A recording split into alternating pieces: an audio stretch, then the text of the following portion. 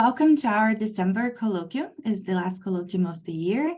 And today we have Dr. Korbinian Rüger, who will examine the topic of long-termism and planetary health. Dr. Rüger is a research associate at the Chair of Practical Philosophy and Ethics at LMU, and his research focuses on normative ethics and political philosophy. Currently, he has been focused on questions of population ethics and distributive justice. He holds a Ph.D. in philosophy from Oxford University, was a visiting scholar at Princeton University, has a BA in philosophy and economics from the University of Bayreuth, and a Master's of Science in philosophy from the London School of Economics. Today, Dr. Rüger will introduce long-termism, raise potential objections, and draw connections to central debates regarding climate change and the future of our planet. Welcome, Dr. Rüger. Hi. Hi. So thanks for this introduction. Let me try sharing my screen. Please. Okay. Can you all see that? Yes. Okay, perfect. Yeah, thank you so much for this very nice introduction. Thanks, Bernhard and Paulina for inviting me. I'm really glad to be here. All right, so this talk will mainly be about long-termism, but I will draw connections to the concept of planetary health. And so basically what I'm going to do is to introduce long-termism. So first of all, what is long-termism, right? So that's the main question. And then I'm going to try to make a long-termist case for planetary health, or for giving planetary health a bigger place in our policy. And then I will introduce what I call strong long-termism, and will ask the question whether that form of long-termism undermines the case for planetary health. Okay, so what is long-termism? So long-termism is a philosophical concept that's been around for a little less than 10 years. And has drawn quite some attention. And so this is a book here which you see the cover of by William McAskill, a philosopher, and he basically now made the case for long-termism, sort of like addressed to a more popular audience. And what he describes long-termism to be is mainly that it consists of the following three claims. So he says that, first of all, future people count, morally speaking. So that's a moral premise. The second premise, an empirical premise, there could be a lot of future people. And the third, also an empirical premise, we can make their lives go better. I mean, this for him leads to the following definition of long-termism: positively influencing the far future is a key moral priority of our time. So that's kind of like the statement that's now out there for what long-termism is. So I will go over all of these three premises, and then we can see whether we find them plausible. So the first premise, as I said, is that future people count, morally speaking. So the reasoning behind this is that just as distance in space, distance in time seems morally irrelevant. So, for example, if, say, you have the option to prevent the suffering of a person or save the life of a person, it doesn't seem to matter whether they live in Europe or the US or on the other side of the planet. But if you have the option to save them, then you ought to do so. So distance in space, in this sense, seems of no moral relevance. And so this claim now here is that just as distance in space is of no moral relevance, distance in time is of no moral relevance. So one way to try to draw out the intuitiveness of this is kind of like a similar thought experiment that McAskill uses. So suppose you're out walking on a trail and you have your water bottle with you. It's made out of glass, and you drop it, and so there's glass all over the floor, and you're now trying to contemplate, well, should I clean up after myself? Should I pick up the glass or not? And then you decide not to, and you walk along, right? And then you get a call from someone and it's a call from the future. And it's like 200 years from now, right? They give you a call. Don't worry about the details or how this works out, right? And then they say, well, yeah, why didn't you pick up yourself? I cut my foot on the glass that you left here. Does it matter that this person lives 200 years from now? Would it be a different thing if this person, say, cut their foot a day from now, right? Intuitively, you would think it doesn't matter, right? It doesn't matter when this person cuts their foot on the glass that you left. You should have cleaned up after yourself. So kind of the pure distance in time doesn't seem to be of moral relevance. And that seems to imply that we shouldn't discount the well-being or the interests of people that do not yet exist just because they are further away from us in time, right? So we might come up with other reasons to discount their interests or their well-being, but the mere fact that they are further away from us in time shouldn't matter. And this is the crucial premise in terms of the ethics of long-termism, right? So what precisely it means that future people count, and in what way precisely future people count, that's kind of like the open moral question. We'll get into more detail in a minute. Okay, now the second premise, an empirical premise, that there could be a lot of future people, right? So roughly 100 billion people have lived before us, and roughly 8 billion people are alive today. So how many people will there in the future?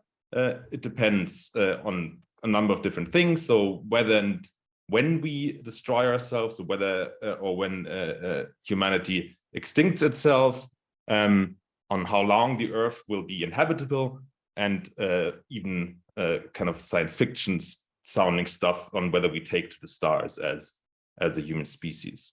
But even on conservative estimates, so no matter how you interpret these different factors or these different conditions, even on conservative estimates, we should expect there to be trillions of people in the future.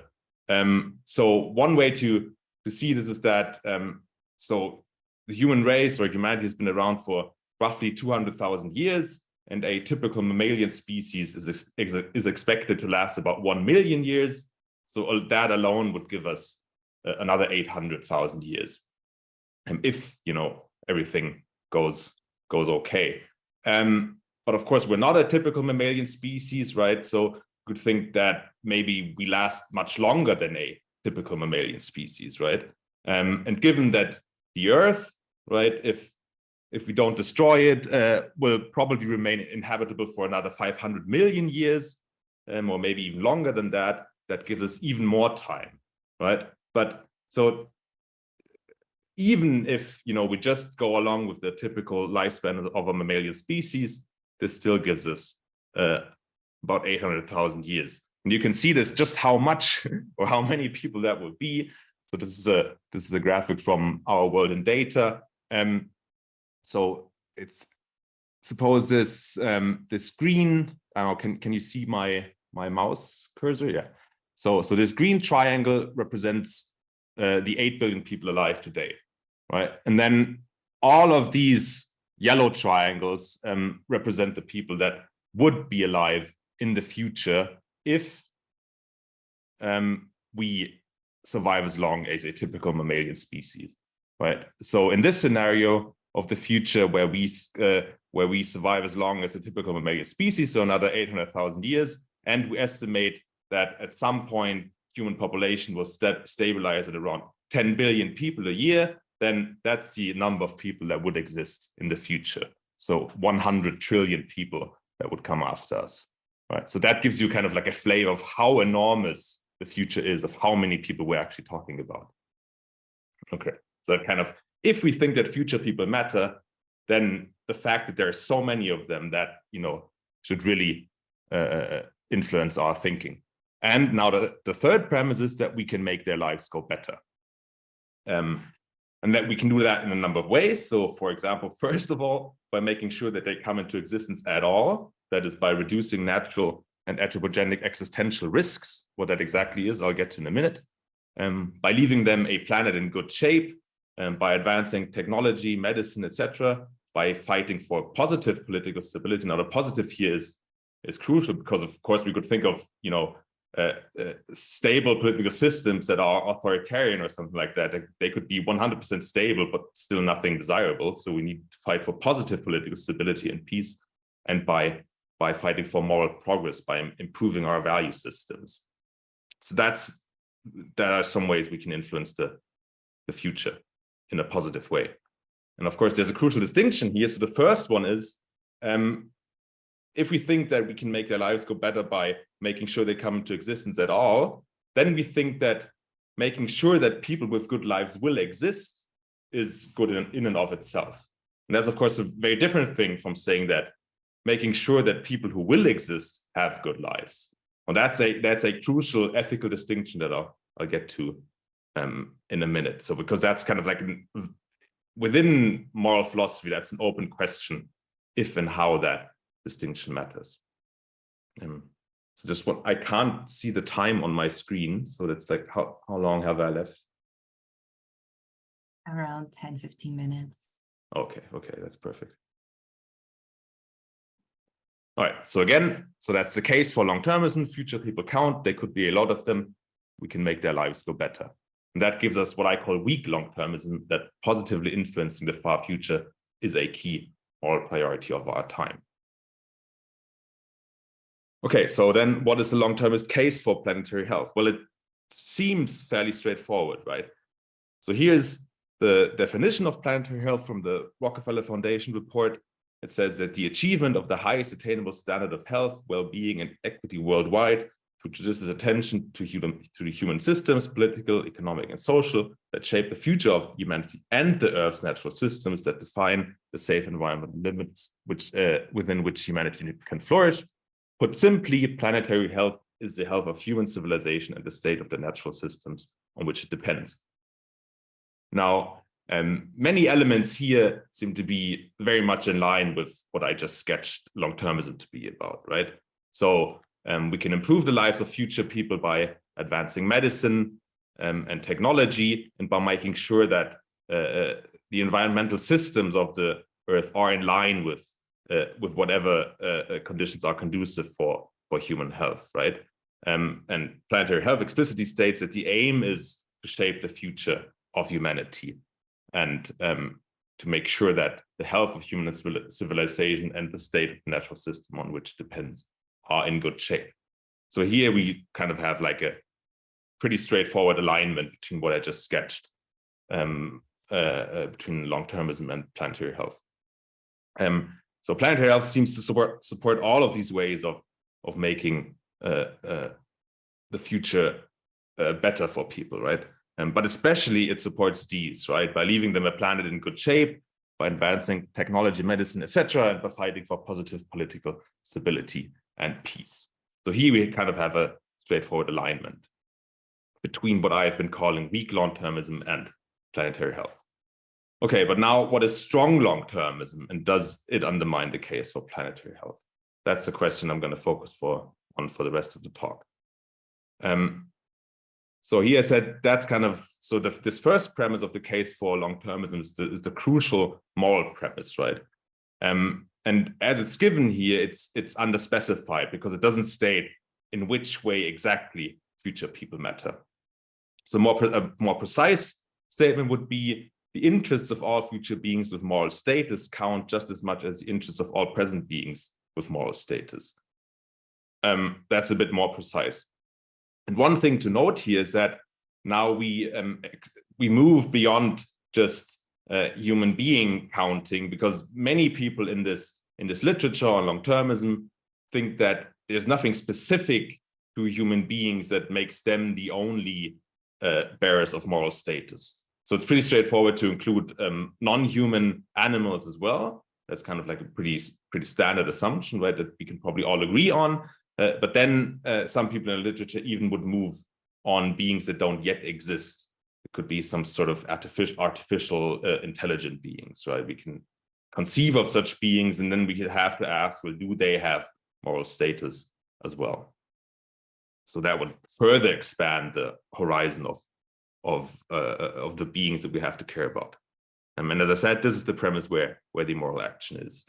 So here's a statement of what's been called strong long-termism, is that in many decision contexts, the options one or the option one ought to choose is contained in a fairly small subset of options whose expected effects on the very long run future are best.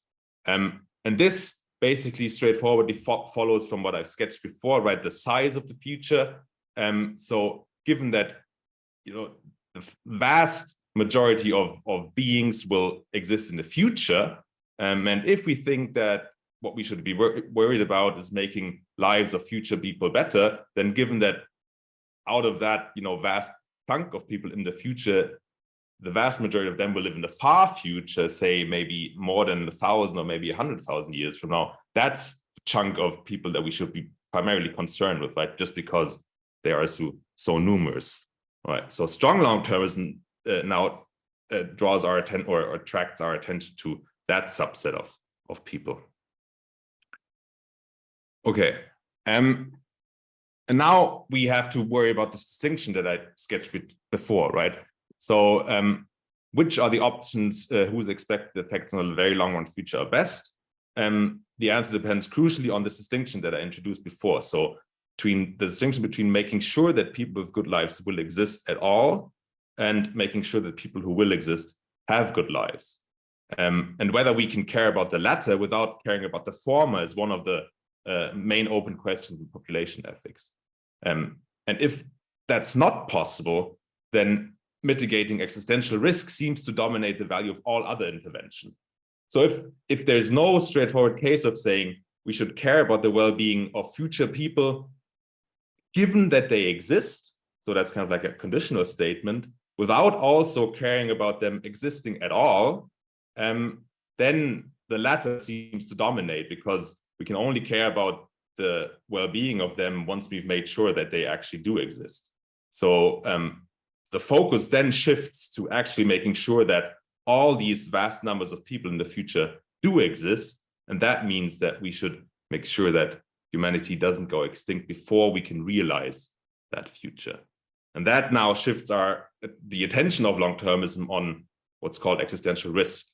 And here's a definition by the philosopher Nick Bostrom. An existential risk is one that threatens the premature extinction of Earth-originating intelligent life or the premature and drastic destruction of its potential for desirable future development. So that's what standardly defines existential risk. And now Bostrom goes on, the value of mitigating existential risk, even if we use the most conservative of these estimates for how many people there will be in the future, that's kind of what I showed you before, we find the expected loss of an existential catastrophe is greater than the value of 10 to the power of 16 human lives. This implies that the expected value of reducing existential risk by a mere 1/1,000,000 of 1 percentage point, so 1/1,000,000 of 1 percentage point, is at least 100 times the value of 1,000,000 human lives. One might consequently argue that even the tiniest reduction of existential risk has an expected value greater than that of the definite provision of any ordinary good, such as the direct benefit of saving very many lives. And now here things start to get very, very counterintuitive, right? So here now we think, so if we face a choice between saving even millions of people that are alive today and just reducing existential risk by a very, very tiny amount, we should do the latter, just because there's so many potential future people in the future. And that seems very counterintuitive, right? But that is what strong long-termism seems to imply. Okay, so it seems to imply that what we should primarily be concerned with as a human species in the present is on reducing existential risks, that is making sure that the future of humanity is actually realized, right? So what are examples for existential risks? So typically these are given in the literature. So there's a distinction between natural and anthropogenic risks. Natural existential risks are those that exist, outside the influence of human beings, or it's not like a causal result of us. So for example, asteroid and comet impacts or supervolcanoes, they could do us in if these sort of things happen at a grand scale. But then there are anthropogenic risks, so what you might call natural pandemics. So, for example, the COVID pandemic would be a natural pandemic in that case. In that sense, of course, it still depends on, what we do to the world and to the natural life. But kind of like the occurrence from all that we know so far has been a natural origin. And then we might worry about catastrophic climate change, right? So is there a possibility for climate change to be so catastrophic that it actually ends in the extinction of human life?